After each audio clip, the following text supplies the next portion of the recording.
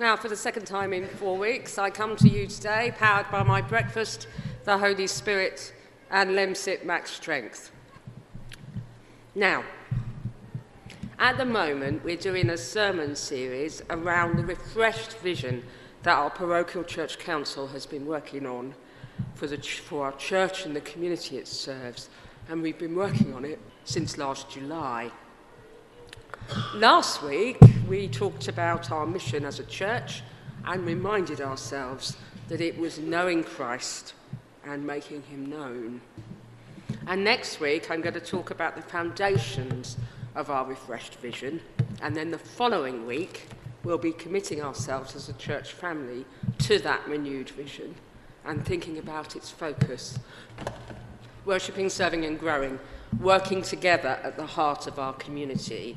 And we are hoping that this vision will help us to travel where God wants us to go in the next 3 years-ish. But today, we're thinking about being some part of something bigger. And this is in line with something that the Bishop of Southwark has asked us to do at this time of year. We're going to think about our setting as being part of something bigger.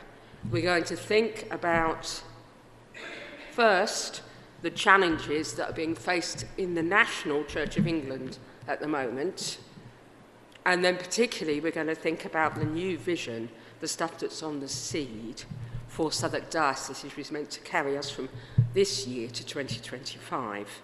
But to start, we're going to think about what the national challenges are and what Justin Welby and the General Synod are working on at the moment.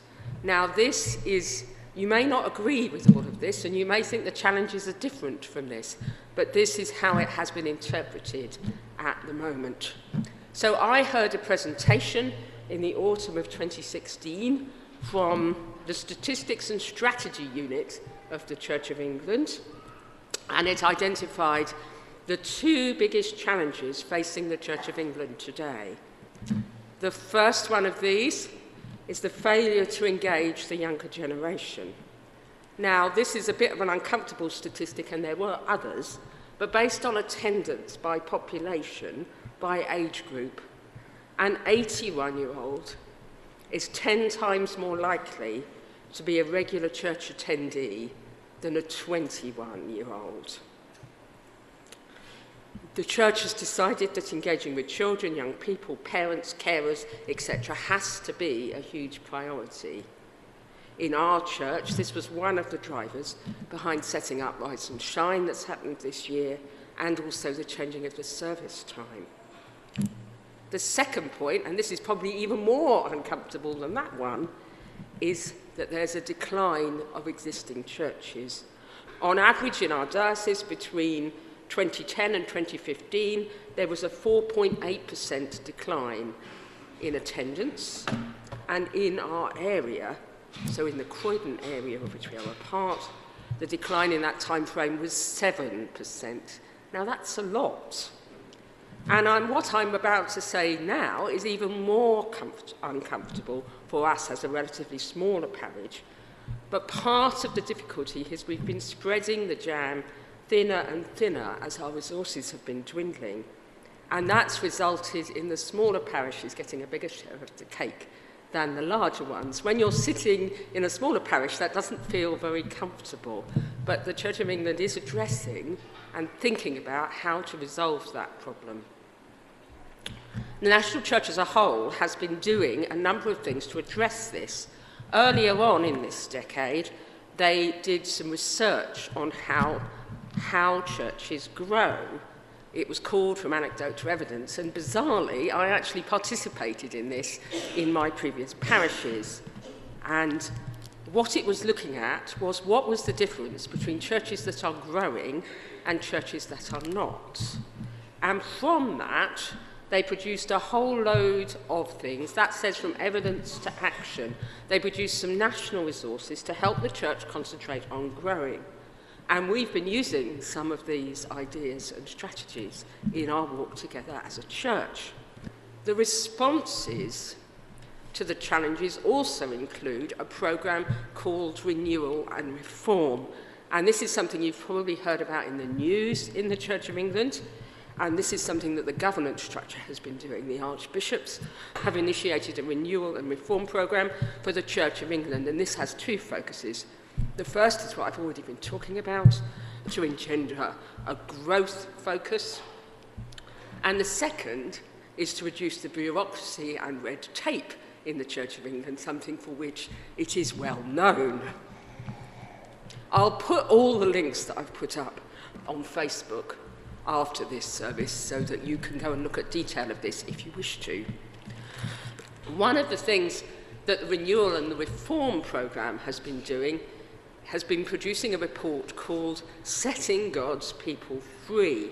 And I'm going to read you a couple of paragraphs of this because this is going to come very close to home for us.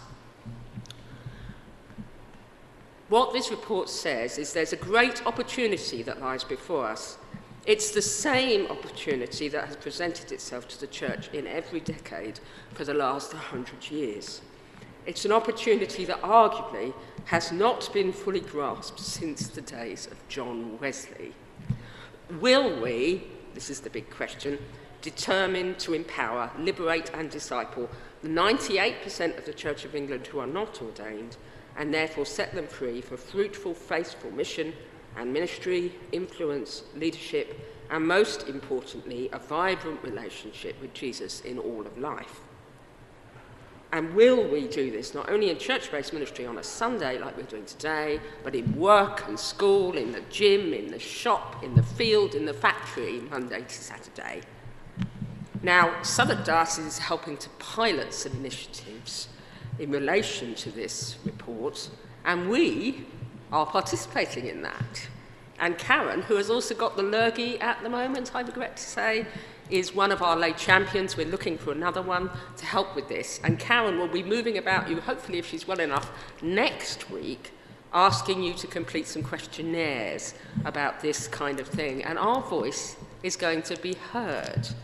And then from the Southwark pilot passed on back to the national body that's driving this project. So that's actually quite exciting. Through all of this, what's key is we need, as churches, to be intentional about growth. And these are just a few things that the church growth, don't worry if you can't read it all, that the church growth reports have found.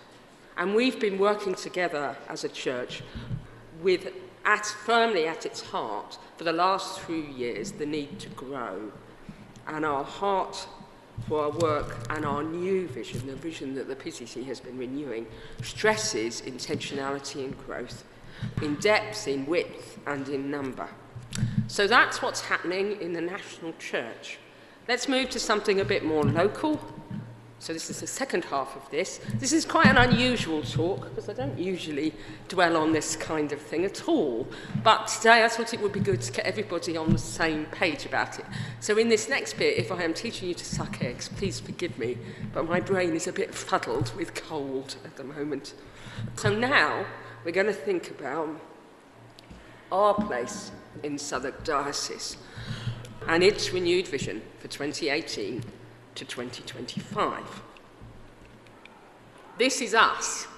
I don't know how well you can see that, but the red line is the boundary of the parish. We have 119 people currently on our electoral roll, which is actually 6% of the adults in the parish. Now, not everybody who worships here and is on the electoral roll lives in the parish, but it's still a reasonable percentage. And we have a population, which is difficult to determine, of around 2,000 people. We are small in parish terms. The average parish in our diocese in Southwark has at least a population of 10,000 people. Based on our population, we can see that some parishes must have significantly more than that, because we only have 2,000. You'll see, if you look carefully at the red line, that you can see some of rather the oddities of parish boundaries that exist in the Church of England and are difficult things to change.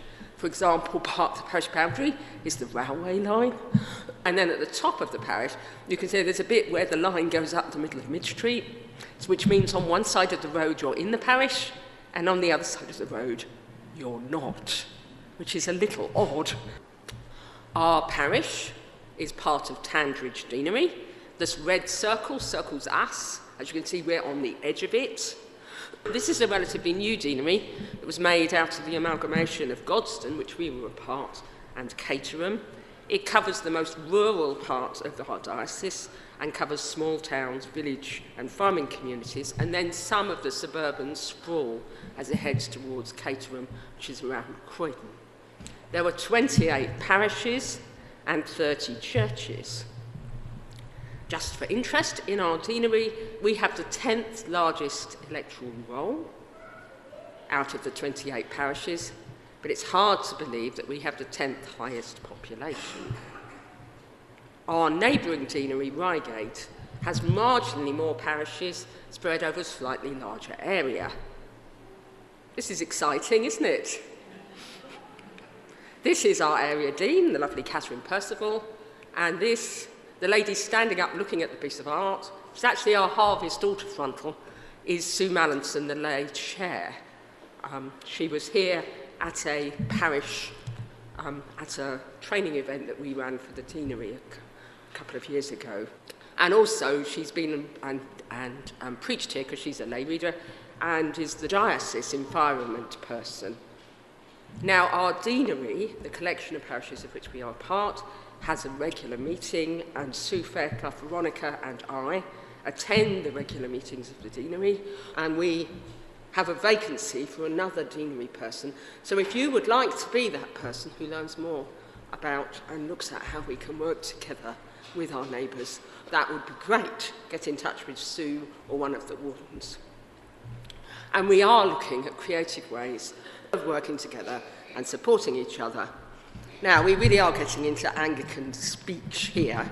The next level up of organisation is the Reigate Archdeaconry, which is made up of our deanery, Tandridge, and our neighbouring deanery of Reigate. That, obviously, is the Venerable Moira Aston, who came last October to preach at our gift day. And no doubt she'll be back during the summer and autumn this year at some point when I'm on my sabbatical. Anyway, the Archdeaconry consists of 49 parishes and 2 deaneries, and our Archdeaconry, in relation to the Diocese of Southwark, has the largest area. The next level up is the area. That obviously is the Bishop of Croydon, Bishop Jonathan, and there are 7 deaneries within that part of it, 2 archdeaconries and 105 parishes. And Bishop Jonathan will be with us next in November, when he'll be participating in our worship on our 130th birthday when we get to that point. Now, in the area terms, there are people that work across the area, as well as being parish priests. There's a couple of them. One of them is the Croydon Area Officer for Lay Mission and Ministry, and you know who that is, because that's me. Since my arrival in South Nutfield, the intention has always been that I have a 50-50 job. Half my time I'm your parish priest, and the other half of the time I work in a variety of different ways to support the development of mission and ministry across the whole Croydon area, across those 105 parishes I was just talking about. What I mainly do is stuff related to training, facilitation, and coaching, and sometimes putting on conferences.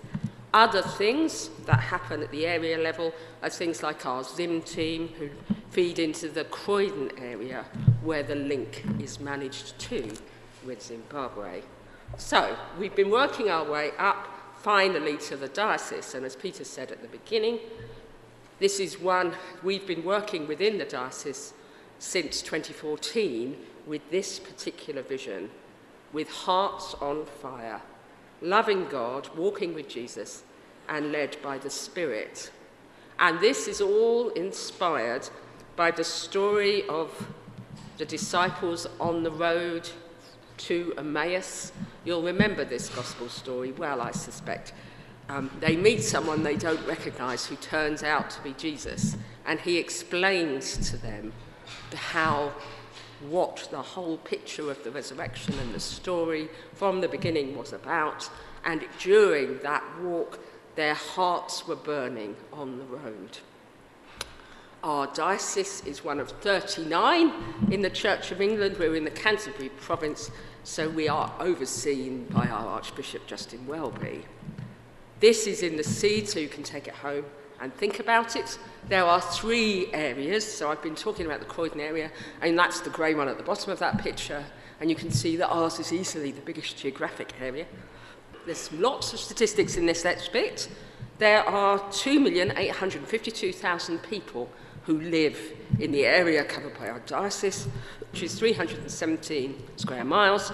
There are 6 archdeaconries, 25 deaneries, 293 parishes, 356 churches, 4 bishops, 6 archdeacons, 316 stipendiary clergy like me, i.e. people who are paid, 172 who aren't paid, 277 active retired clergy, of which we have 1, the lovely George, 256 readers, of which we have 2, Jonathan Holland and David Banbury, 189 Southwark Pastoral Auxiliaries, of which we have 1, the equally lovely Peter Brand, 106 church schools, of which we have 1 which we share responsibility for St Peter and St Paul, 28 hospital chaplains, of which at the moment, for the next few weeks on Sundays, we have one of those 2 in the form of the Reverend David Coleman.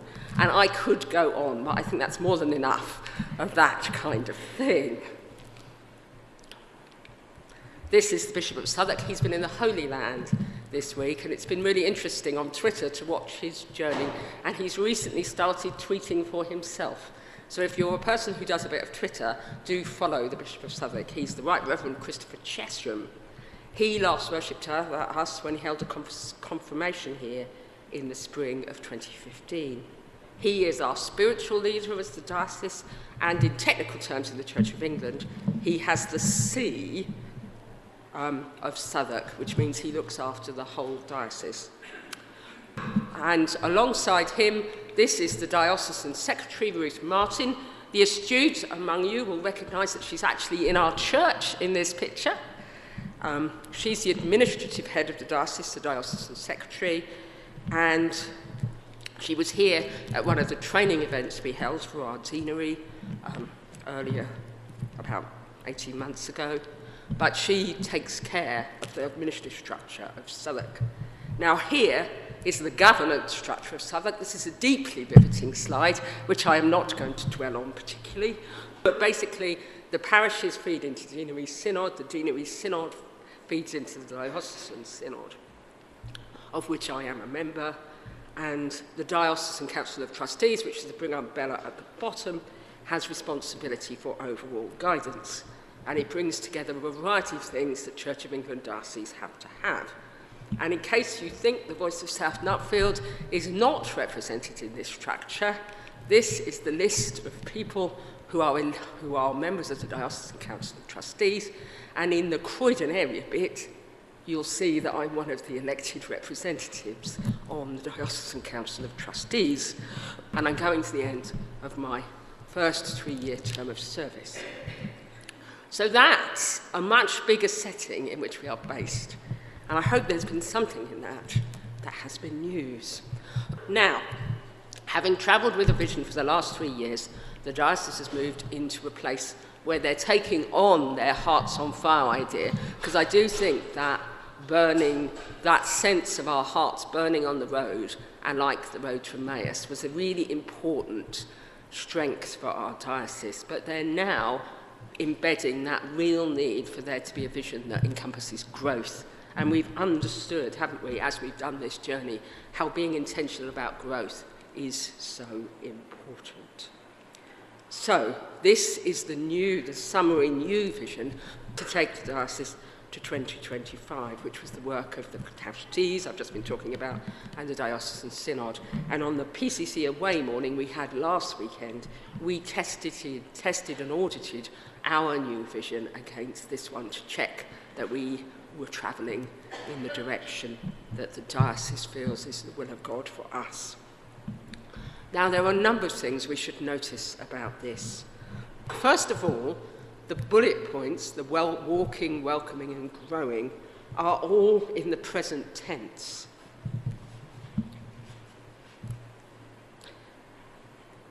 And it's important because it means there are things we are doing and actively doing.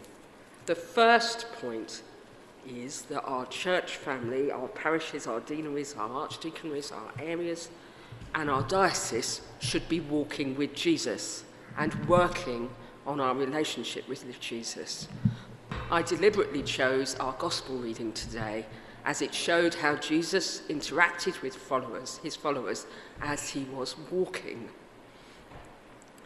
It was the story of him meeting who were going to be his new disciples, but they didn't know that at the time and at the beginning of his journey. As his disciples, we are also walking with him and getting to know him as we travel together, and making sure we are doing that is also really important. The second point there, after the walking point, is welcoming all, embracing our diversity and seeking new ways of being church. And this was why I picked the first biblical reading that we had, where Paul said, Jesus came to preach peace to you who were far away, meaning beyond the Jewish nation, to everyone, and peace to those who are near, meaning the Jewish nation. For through him we both have access to the Father by the one Spirit. That Jesus, when he came, opened the door to God's presence and his Spirit with us, to everyone, and we should open the door to everyone. And that's why in the vision we've been working with for the last few years, we've been thinking significantly about our welcome and our Lent focus last year. Many of you will remember that, which was all about inclusivity, was part of that. Seeking new ways of being church is also one of the drivers behind why we've done things like Rise and Shine. The final point on that slide, growing in numbers, generosity, faith and discipleship as we grow God's kingdom, is also one of our vision and value drivers. And it's about setting growth at the heart of the vision of the diocese. Growth there in many dimensions, in numbers, in generosity, in faith, in depth and width of discipleship, as inspired by the Spirit of God, as we grow God's kingdom here, in our community, in our wider deanery, the archdeaconry, in the area, in our diocese, in our country, and in a world that so needs it. I think that's probably more than enough of all of that. We will be thinking next week about our vision, and you'll see now as you go for a cup of coffee that the boat in a slightly modified form is up on the middle notice board. And we'll be thinking next week particularly about the things that are the triangles at the bottom of the ship, which are the foundations of how we move forward. But I hope that all of this will help us to remember how we, as Christ Church, are part of something bigger, part of the Christian church across the world, part of the Church of England, and part of Southwark Diocese, and how it all fits together. And how our new vision, the national church's priorities, all fit together. And I'm going to end with us saying together, I hope it's big enough to see, this is the prayer for Epiphany that the diocese has particularly drawn to our attention. So let's pause for a moment of silence, and then we'll say this prayer together.